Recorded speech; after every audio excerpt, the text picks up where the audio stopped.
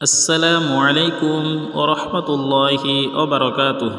কুরআন, হাদিস ও ইসলামিক শিক্ষা পাওয়ার জন্য এই চ্যানেলটিকে সাবস্ক্রাইব, লাইক, শেয়ার ও কমেন্ট করে আমাদের পাশে থাকুন। হযরতে আব্দুল্লাহ ইবনে আব্বাস রাদিয়াল্লাহু তাআলা আনহুমা থেকে বর্ণিত, তিনি বলেন, নবী করিম সাল্লাল্লাহু আলাইহি ওয়াসাল্লাম হযরত হাসান ও হুসাইন রাদিয়াল্লাহু তাআলা আনহুমার জন্য নিম্নোক্ত দোয়া পড়ে পানাহ বা আশ্রয় চাইতেন এবং বলতেন, তোমাদের পিতা হযরত ইব্রাহিম আলাইহিস সালাম, হযরত ইসমাঈল ও ইসহাক আলাইহিমাস সালামের জন্য এই দোয়া পড়ে পানাহ বা আশ্রয় চাইতেন।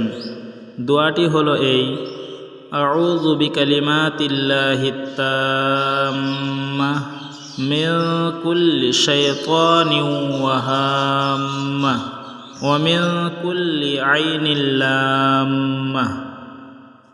অর্থ, আমি আল্লাহ তাআলার পরিপূর্ণ কালিমার দ্বারা পানাহ বা আশ্রয় চাচ্ছি প্রতিটি শয়তান, প্রতিটি বিষাক্ত ও ক্ষতিকারক প্রাণী এবং প্রতিটি কুদৃষ্টির বা বদনজরের অনিষ্ট থেকে। সহিহ বুখারী, হাদিস নাম্বার 3317। সুনানে আবু দাউদ, হাদিস নাম্বার 4737। সুনানে তিরমিজি, হাদিস নাম্বার 2060। সুনানে ইবনে মাজাহ, হাদিস নাম্বার 3525। এই দোয়াটি সকলের কাছে পৌঁছে দিন, সকলকে আমল করার সুযোগ করে দিন। আসসালামু আলাইকুম ওয়া রাহমাতুল্লাহি ওয়া বারাকাতুহু।